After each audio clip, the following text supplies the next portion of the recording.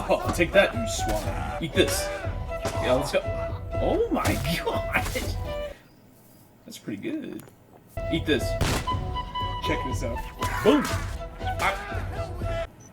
Just gotta grind this up real quick. On God. Onward, Pebbles. This is what it's about. There's a perfectly reasonable explanation for this. When I started playing Kingdom Come Deliverance 2, I didn't know what to expect. Oh. I briefly played the first game in college, but to be frank, my attention span just could not handle it at the time. I just didn't have the drive or the desire to master the complex systems of the game. 7 years later though, I'm older, more mature, but in reality, I just get beat by 4-year-olds in multiplayer games, so my priorities have changed now. KCD2 is a game unlike any other that I've ever played before. Whoops. It's not so much a game as it is a medieval life simulator. You don't play as Henry, you are Henry. Everything you do in this game is purposeful and intentional. When you go to forge a weapon, you don't just press X and then it appears in your inventory. You gather the materials, heat the metal, strike the steel, quench it. When you use your sword, it gets damaged, and if you don't sharpen it, it breaks forever. Uh-oh. When you make potions, you follow the instructions, measure out ingredients, monitor the temperature. And with Henry, you have to monitor his stats constantly. You have to eat, sleep, bathe, wash your clothes. Every stat imaginable is in this game. You can become stronger, faster, smarter.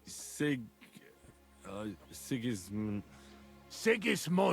you blockhead. A better horse rider, a better conversationalist, a better drinker. I'm the greatest! Oh, Bosmag, don't fall, you idiot! You call it idiot! A better master to your dog. In this game, everything you do has consequences, both good and bad. It's a game with so many systems in place that it can make the game seem overwhelming, and to a lot of people, it can seem understandably tedious. But in reality, the game does this so well that it just immerses you in the world.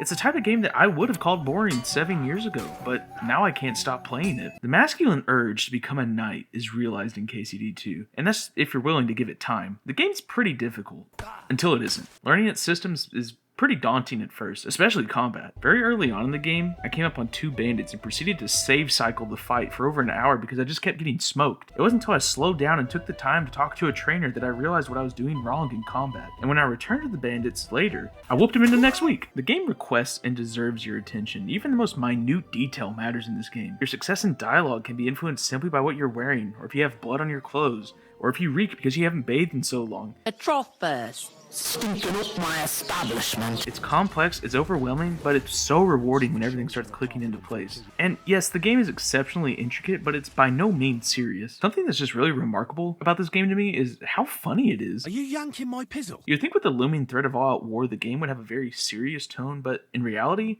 I haven't laughed this much at a game in so long. To the task!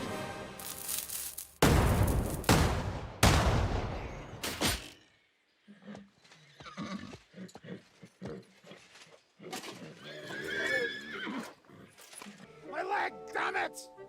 You idiot! The world and its characters react to you in such a believable way that every decision you make feels like it's gonna leave a lasting impact. Hey!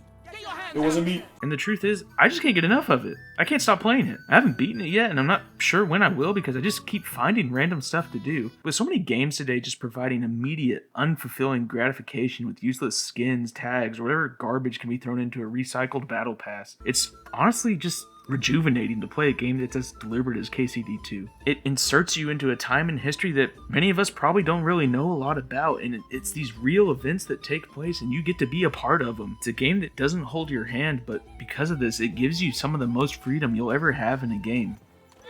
Not again. I don't remember the last time a game held me hostage like this. It's honestly just one of the most impressive, immersive, and most satisfying games I've ever played. It may very well be the best game of the year for me, and at this rate, it may end up being one of my favorite games I've ever played. Henry, our hero Henry, the fellow who helps his fellow man. Henry, reliable Henry, he gets the job